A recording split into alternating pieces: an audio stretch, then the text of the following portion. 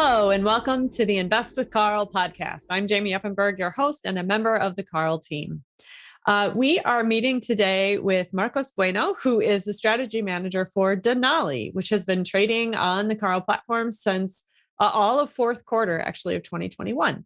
So we'll hear a little bit about how Denali did and how the strategy that Denali was based on, since it's only been with us a quarter, how it did for all of 2021. And, what is Denali and what is Marcus looking at as we look towards 2022? We are Carl. We are digitally offering quantitative hedge fund strategies as fund of funds, packaged and data-driven delivery to accredited investors. And we do offer Denali, which is based on the Ascent systematic strategy. Now, Marcos Buenos is the founder and CIO of Ascent Systematic Advisors. Prior to starting Ascent, Marcos was with Argon Capital and at the London office of Graham Capital. He's managed a multi-asset, multi-strategy startup fund that he turned into a family office, and a leading trend-following systematic and global macro fund close to $1 billion in assets. I like to add that Marcos, he created Denali really for himself. He didn't really intend to do what he's doing now. But when others found out about the strategy and how it was performing, they urged him to make it more available. Marcos, welcome to the show today. Thank you, Jamie. Nice to see you again. Yeah, nice to see you. I will say Marcos is coming to us from London. Hello, London. Hello. So how is Denali doing? How is 2021? 2021 was a good year. It was a positive year. It was in the 3 years that we've been running the strategy, it's actually the slowest year, even though it was positive. It was not as good as the other one. It's been a more difficult one for the strategy for two reasons. It's been very choppy. And we've seen a lot of rotations. And the way the strategy works is that it gets on trends. So it suffers when trends change. So we saw a lot of different kinds of trends in 2021. And that was a bit of a difficulty for us relative to other years. The trends were more persistent. But still, we ended at the year almost 8%.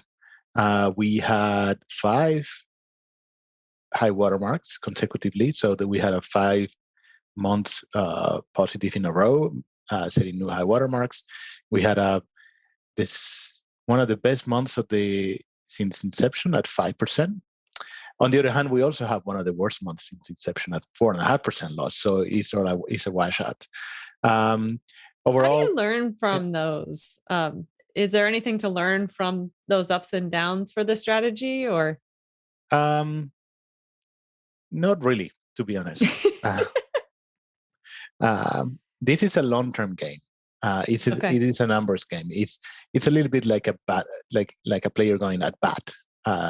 You have better periods and not so good periods. And what really matters is the long-term average. We're going to have good months and we're going to have bad months, and any one particular month does not really carry a lot of information per se. Right. Why don't you remind us? I didn't do that. Remind us how Denali works. What is it based on? So, what it does really is applying an old concept to a new thing, and the old concept is trend following. We know that markets do trend. Because trends are basically a reflection of change, and change is always happening. So trends are always happening. So that is an old method that has been proven for 50, 60 years, as long as hedge funds have existed. But very few people, or at least I don't know anybody else, that applies it to single stocks. So basically, it's been traditionally used for futures and indices and macro markets. This is what we used to do in the past. But I developed these to single stocks. It needs a new approach, and this is what we're doing, but the methodology is pretty old.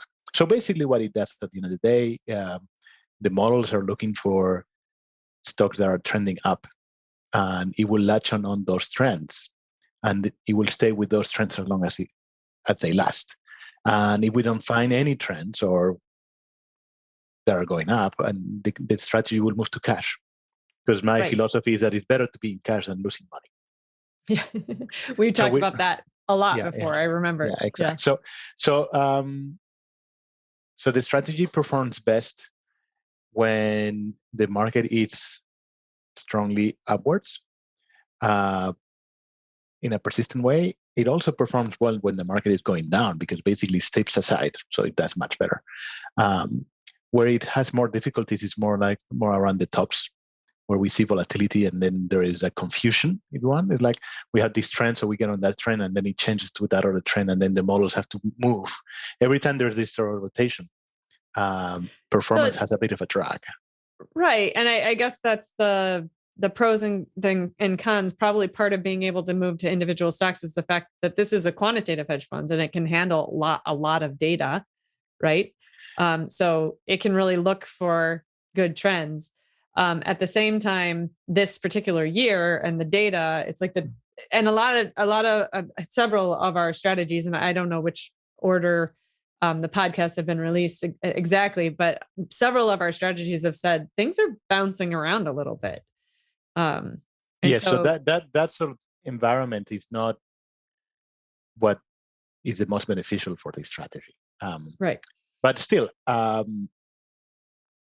the goal here really is to extract returns from the stock market in a way that risk adjusted is very good, because we tend to be correlated when the market is going up, and we tend to be decorrelated when the market is going down.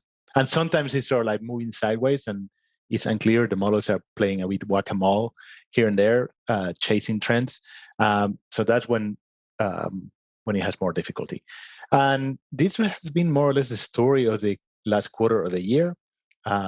We had 2 down months at the end of the year. This happened last year and it happened the year before. We always have 2 months consecutively. It happened to be in the last quarter this year. But for the year, we had 8 positive months and 4 negative months. So that's what the end result is. It's good. It's good. Yeah. And then, so not the best year, but also kind of a bit of a confusing year for where is the market and what trends are we following, I mean, right? That's kind of how it went. Yeah, we've been spoiled because basically the previous 2 years, it was returning 25% every year. So when we get 8, we sort of like, meh. But in reality, it's still compounding at 21% a year. Yeah.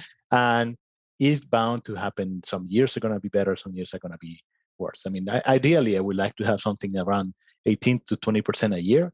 That means that some years are going to be 25, 30%. Some other years will be 8 or potentially 0. But what matters here is to compound in the long run. And very, very importantly, never really get into a big drawdown. Because when we get into a big drawdown, then it's much, much harder to get out of it. That's what I was going to say.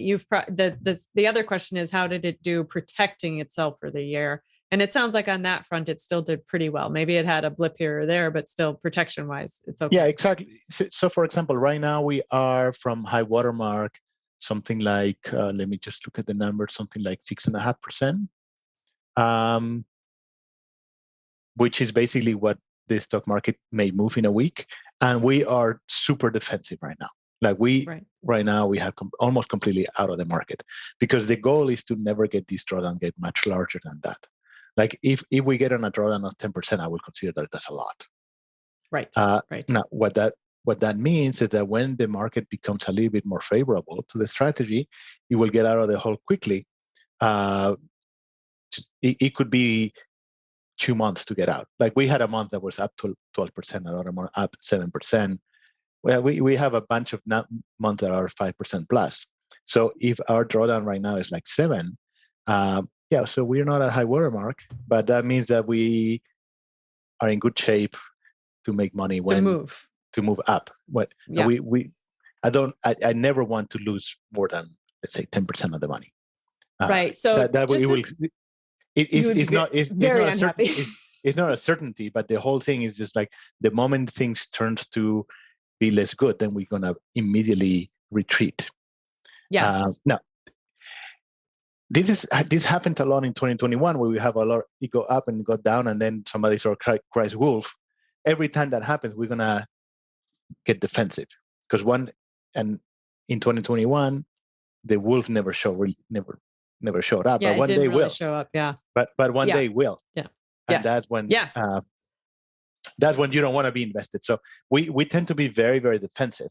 That means that sometimes we don't match the market, but that's not really the goal. The goal is really not to lose money when things turn ugly. And one day they will.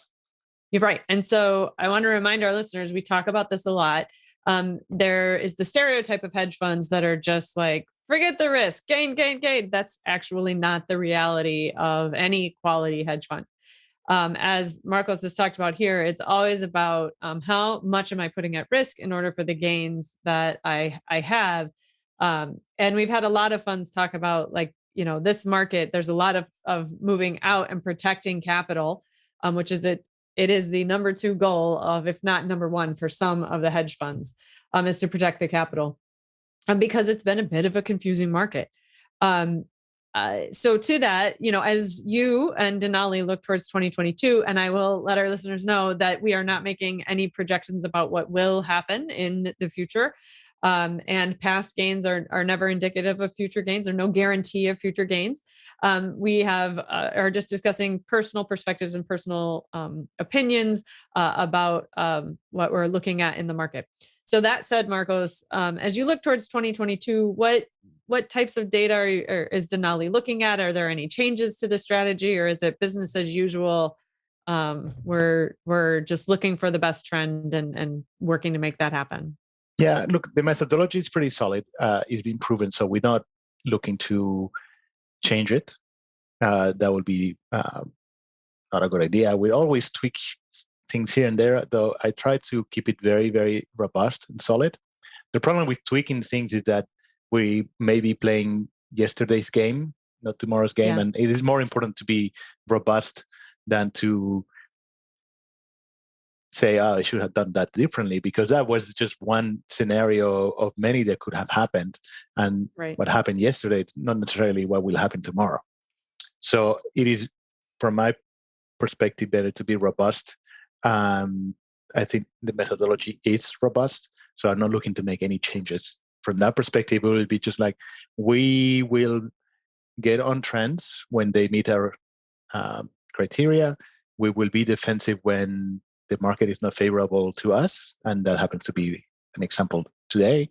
Kind of like a leopard, we will just wait until the prey shows up, and then we'll attack.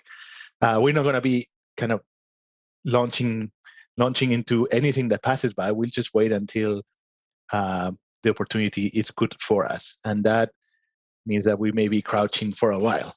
Right. If it's just waiting for the data to say, hey, this is a good moment, right? Exactly. So in terms of 2022, I have opinions. The good thing about the models is that they don't care about my opinion. No, they don't. And this is actually a big plus of sort of like the systematic approach, is that we all have opinions. More often than not, our opinions are wrong. Yeah. Or even if they are right, they basically... can we catch them? Right? Timing is everything. Yes, and they introduce biases. Human nature, we're looking for confirmation more than anything else. So we may miss some things because we have an opinion. The models don't do that, which is a great advantage. Now, so what I think the market will, what my base case for 2022, at least for the first half. After that, I mean, who knows? I don't even know for this half, but I have an opinion for the first half, and I don't have a second for later. It's just too far away. Is that we may be entering a moment of kind of a sideways market. I think we are entering a new regime. We have seen the indices very, very, very dominated by the top 10 holdings that are most of the weights in the assets. 2021, actually, the vast majority of stocks went down. That also made our life a little bit difficult because we didn't have that many things to do. Because not that many stocks were going up, only were a handful of them, and then we were very selective with them, so we didn't have that many opportunities. 2022, we may see the top 10 holdings struggling so like a change in dynamic, which is the opposite of what happened in 2021.